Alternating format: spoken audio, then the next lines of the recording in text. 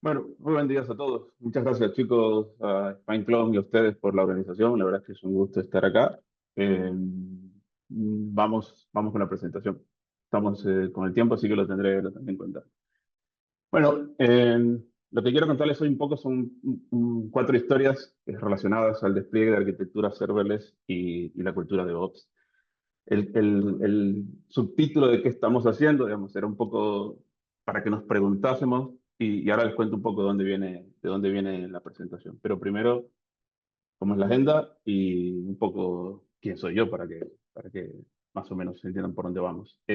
Las cuatro historias que van a estar relacionadas al contenido de la charla tienen que ver con serverless y los pipelines con los self-service, que es lo que acaba de contar Gisela, así que tanto la charla de Rubén como la charla de Gisela, si ven esto en posterior, las otras charlas también recomendadas, pero como complemento a esto que les voy a contar un poco, es más, me van a hacer mucho más simple desarrollar esta charla. Esas dos charlas, estas tres estarán muy conectadas, ¿sí? Aparte de seguridad, el server es local.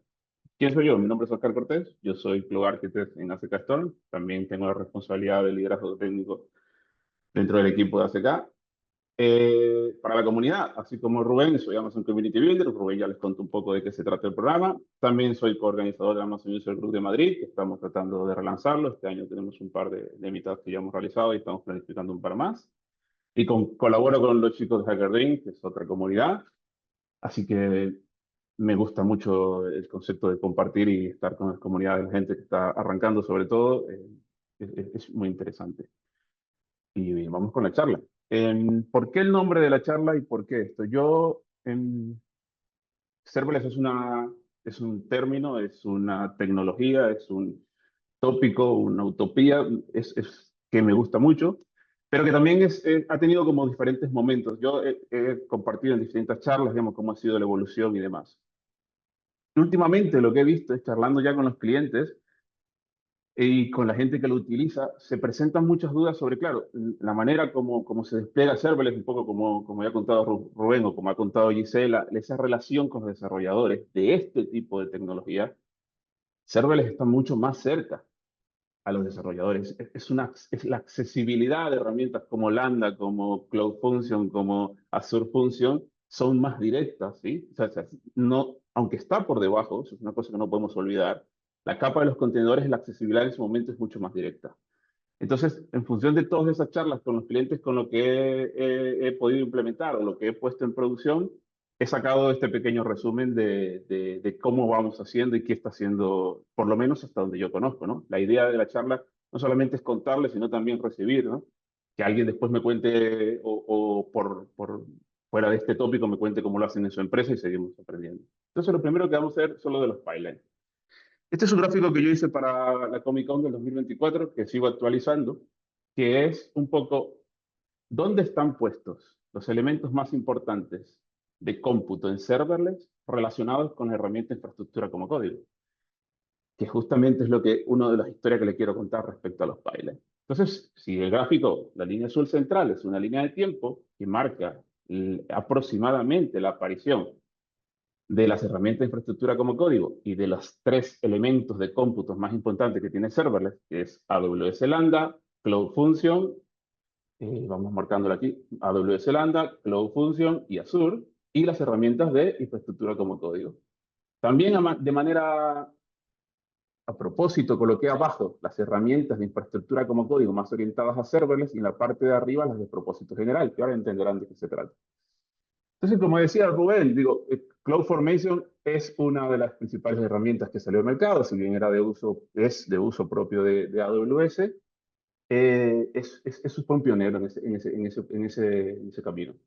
Después, ahora pasemos a la parte de cómputo. Aparece Lambda en el 2014, el año pasado se cumplieron los 10 años, el reinvent de Amazon habló mucho sobre eso, y muy contrario a lo que la mayoría creíamos, Azure aparece incluso antes que Google Cloud Function.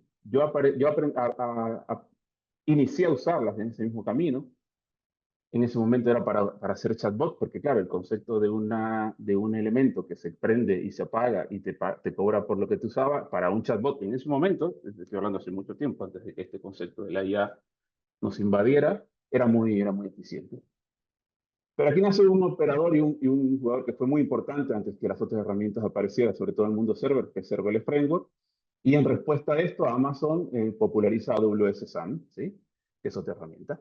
Esto es para que vieran un panorama de cómo van apareciendo. Después, como respuesta a una herramienta muy específica, con un código específico que es Terraform, aparece Pulumi, que es multilingüe, y en respuesta a Pulumi aparece CDK. Entonces, por eso les decía que las charlas anteriores iban a ser muy interesantes. ¿Qué es Yes? Yes fue un intento de hacer una herramienta de infraestructura como código. Como la gente en la cabeza tenía una relación de relacionar Serverless Framework con Node, SAM con Python, esto fue exclusivamente desarrollado para Ruby, porque había el concepto de que la herramienta de infraestructura como código debería estar en el mismo lenguaje que el lenguaje que vamos a desarrollar. Y finalmente aparece STS, que no lo he puesto en producción, o sea, de todo lo que está aquí, ni Yes ni STS yo lo he puesto en producción, el resto he tenido la oportunidad de jugar un poco con ellos. Pero bueno, esa es una visión general, avancemos. ¿De qué va esto? Claro, ahora si nosotros hacemos una comparativa de los clouds más importantes que tenemos, esto podría ampliarlo mucho más, pero me entienden ustedes que es para hacer un poco de simplificación, porque si no este gráfico se me iba muy complicado. Eh, Tenemos los cloud providers más conocidos, tenemos los lenguajes de programación eh, más conocidos también, pero realmente lo hice porque son los que soportan estas herramientas. Entonces, claramente se puede ver que Pulumi es una herramienta de infraestructura como código open source en su creación y sigue siendo así, pero tiene algunas cosas que tendremos que ver. ¿Qué es lo que tiene Pulumi? Que permite la creación de infraestructura muy similar a lo que comentaba Rubén con CDK, pero en estos lenguajes de programación, exceptuando Ruby. Y ahora, hace poco, Pulumi también se sumó al código YAML declarativo. Esto, ¿por qué se los muestro? Porque va a ser importante cuando lleguemos al punto de lo que contaba Gisela del IDP y de cómo ha evolucionado y cómo los clientes quieren relacionarse con serverless. Bueno, y otra cosa que tenemos que revisar, lo que les decía al principio, estos son todos multipropósitos, estos son exclusivamente serverless. Y dentro de los serverless, estos son, como les dije, los que no he usado en producción, sí los he probado. Lo intenté, hice pruebas. Trabajé en una empresa que trabajaba 100% en Ruby, que eran muy amantes de Ruby. Y intenté utilizarlo, pero es que era un elemento muy de nicho. Y ahora me entenderán por qué contextualizo si esto es multipropósito o no. Tiene su sentido. Además de eso, entonces, como estamos hablando de pipeline, a esto tenemos que sumarle las herramientas donde podemos ejecutar nuestros pipelines, entiéndase, que estamos más o menos en contexto, todas las herramientas que nos permiten el despliegue de nuestras infraestructuras en los clouds. Y esto más o menos es un gráfico que pensé no poner, pero a veces está bueno contextualizarlo. O sea, es importante saber que no podemos usar todo pipeline en nosotros, a menos de manera directa, ¿no? O sea, he escuchado gente, yo no lo he hecho, pero no es lo natural. El resto de las herramientas de infraestructura como código, perdón, estas herramientas de hosting de Git y pipelines, es mucho más transversal el uso de las herramientas. ¿Y qué pasa si juntamos estas dos cosas? Y si nos enfocamos puntualmente ahora en GitLab, para hacer un foco, tenemos que GitLab podemos usarlo como servicio, podemos desplegar GitLab en un Kubernetes. Ya, volviendo a conectar con lo que hablábamos antes, ese Kubernetes puede estar desplegado en cualquiera de los cloud providers. Si particularmente pensamos en cloud provider, vamos por este camino, vamos por un EKS más Amazon, entonces tendríamos que los pods de nuestros runners estarían corriendo en el EKS y sí o no, eso es decisión del equipo de desarrollo, los registros donde se desplegarían nuestros contenedores estarían corriendo acá. Y dentro de todos los pipelines estaríamos las herramientas de infraestructura como código que hasta el momento yo les he mostrado. Este gráfico que ven aquí viene de otra charla que di en algún momento en la que hice una comparación de desplegar el mismo código con todas las herramientas de infraestructura como código, que después les dejaré los links para que lo vean. Y es de donde ha salido también un poco todo este conocimiento. ¿Y qué conclusión podemos sacar de acá? Porque hasta el momento les he hecho una descripción. Bueno, lo más importante que he encontrado en todos estos años es que, además de lo que decía Rubén en un principio, ¿no? De cómo los desarrolladores se acercan, cómo la gente de infraestructura. Yo he visto que es importante entender el nivel de abstracción que tenemos para cada una de las herramientas. Aquí yo tengo un ejemplo muy simple de cómo es darles permisos a una lambda con tres herramientas de estructura como código. Por ejemplo, en CDK, esta es una de las maneras, que no me deje ahí mentir Rubén. En AWS SAN o Serverless Framework o CloudFormation será así, todos estarán relacionados. Y en una herramienta como Terraform, donde utilizando el HCL, que las cuestiones es mucho más descriptiva, tendrá que ser algo mucho más parecido a esto, ¿sí?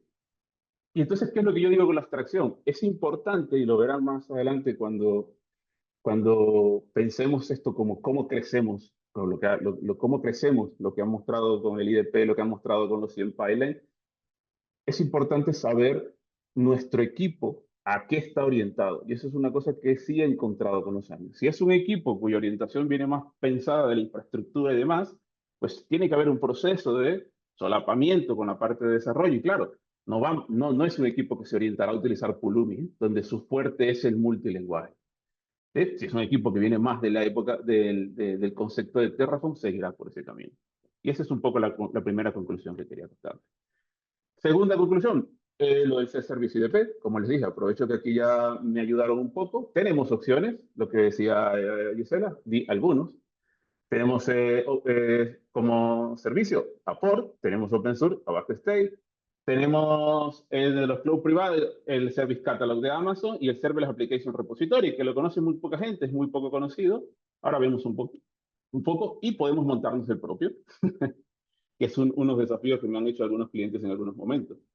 Si vemos el Serverless Application Repository, ¿qué es? Es una herramienta que disponibiliza Amazon en que uno puede subir sus infraestructuras con SAN, o sea, con CloudFormation, y pueden ser reutilizadas de manera interna y externa. Los top de uso en el Serverless Application Repository son el Underboard Tuning, todos los plugins de Elastic para mejorar el uso de Elastic en Amazon con serverless y demás, son los más descargados. Aquí ven, 15.000 deployments, 24.000 deployments. O sea que es una herramienta que sí, no es la más conocida, pero es usada. ¿Qué pasa? Que claro, es un IDP, es un self-service, como queramos llamarlo, mucho más reducido y acotado, ¿sí? Pero quería mostrárselo porque es algo que se usa. Después, si vamos a la parte custom, entonces volvemos a lo que habíamos pensado, tenemos que pensar si vamos por herramientas multipropósitos, porque es lo que nos va a permitir desplegar un ejemplo como lo que había planteado Gisela, más lo que yo le estoy contando de serverless.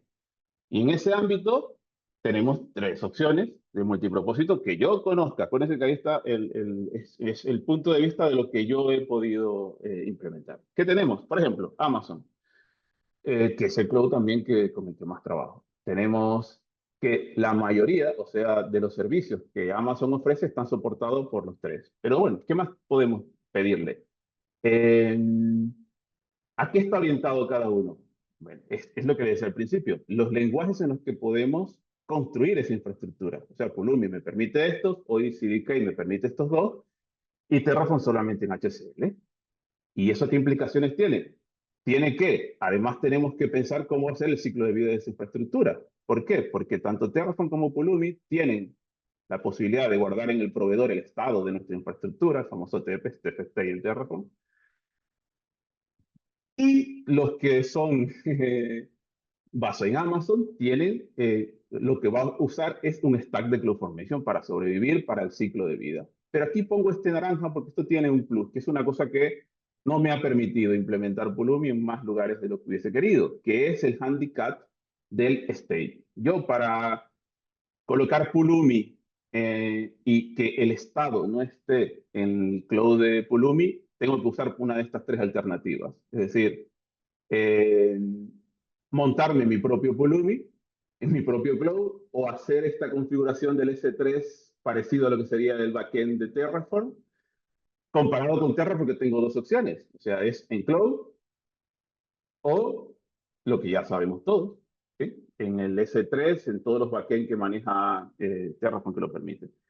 Y eso no es un tema menor, ¿sí? En el caso, recuerden que estamos hablando de un self-service local, me han dicho custom, como alternativa a Backstage, por ejemplo. ¿Y qué otro handicap tenemos que ponerle? Obviamente, O sea, cómo se llevan todas estas herramientas con Kubernetes. Porque lo que me ha sucedido últimamente es que hay clientes que quieren los dos mundos. Es todo el mundo de Kubernetes en un self-service con un tipo de servicios específico, todo lo que más o menos saben por dónde voy, más un set de lambdas, microservicios específicos con conexiones menos acopladas y más orientado a eventos. Y ahí es importante ver cuál de los tres en su organización es el que mejor se acopla teniendo en cuenta la orientación. Y esa sería la conclusión de la segunda historia. La tercera historia es muy simple.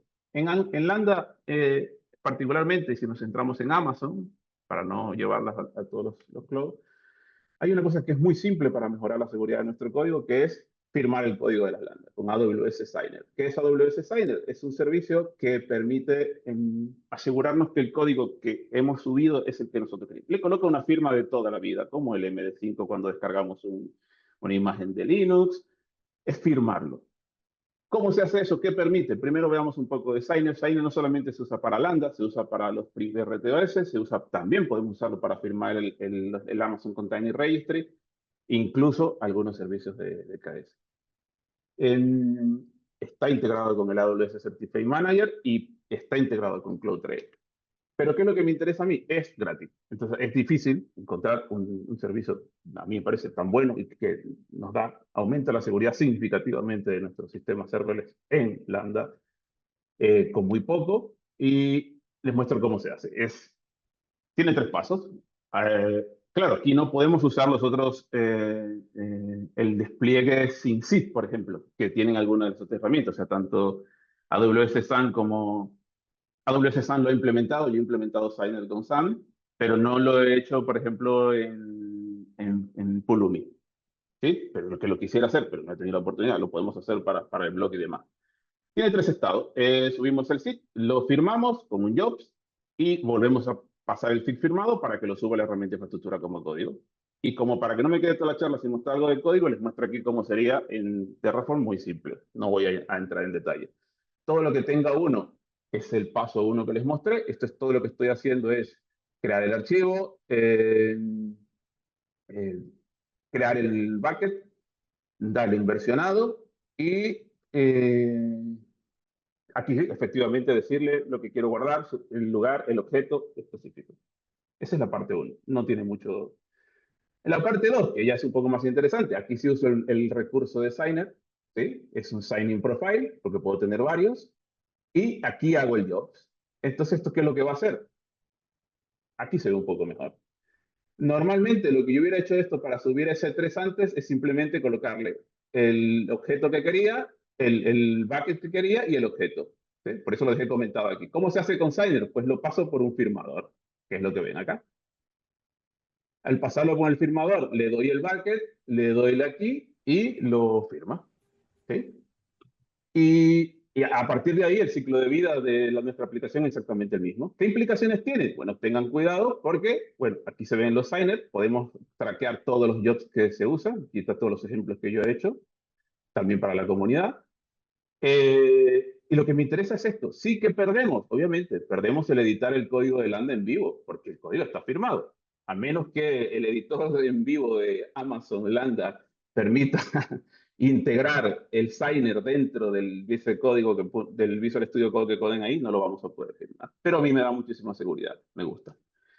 Y ya para terminar, así estamos con el tiempo, la última historia que les quiero contar es el serverless local y desarrollo. Es lo que les decía un poco al principio, lo que he aprendido con estos años es que serverless es una herramienta, un paradigma que está mucho más relacionado o que acerca a los desarrolladores que entienden el concepto, que les hace el clic del evento mucho más fácil.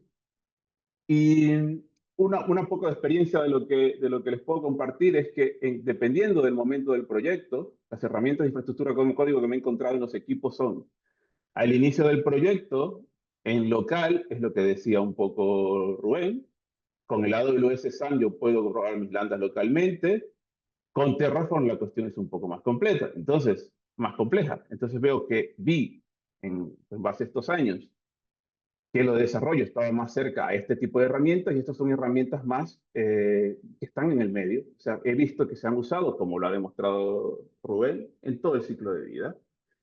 Eh, Entonces, a mí me parece interesante. ¿Qué experiencia he tenido yo? Yo he podido combinar los dos. Yo he podido desarrollar un desarrollo local con SAM más CDK, como ha hecho Rubén y lo ha comentado también. Y últimamente estoy tratando de buscar una alternativa para los equipos que están solamente con Terraform. ¿Qué he visto en el mercado y qué estamos empezando a implementar?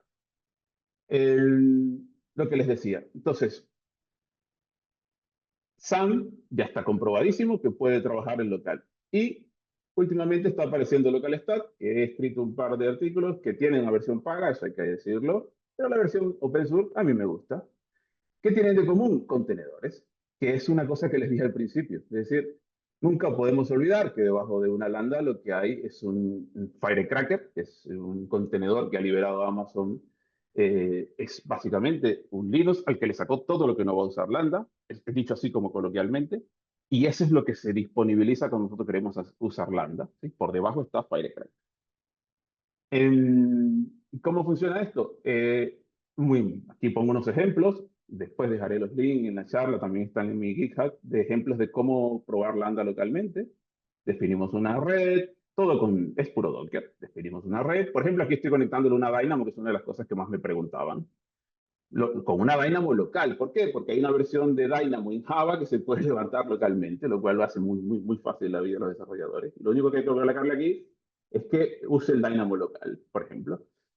Pero ya en la lambda, ¿qué es lo que hace? Pues se baja la imagen, no el Firecracker, aquí también tengo que decir, aquí no se baja el Firecracker, porque para correr Firecracker en Docker hay que hacer un par de cositas, pero se baja un container de imagen oficial de Amazon, del registry, y te permite levantarla local. Otra alternativa, LocalStat, que lo que hace es muy parecido, pero ya esto es un sistema completo en Docker, que lo que permite es levantar una interfaz web muy parecida al que sería nuestro Amazon Console, pero de LocalStat, localmente. He hecho cosas muy interesantes, me gusta mucho y incluso te permite instalar un AWS local en vez del AWS Clip para que no te confundas, para que no haya ningún error, ninguna confusión. Y no mucho más. Un poco rápido porque sé que los chicos yo también he estado del otro lado, hay que ajustarse muy bien a los tiempos y respetar a todos los asistentes.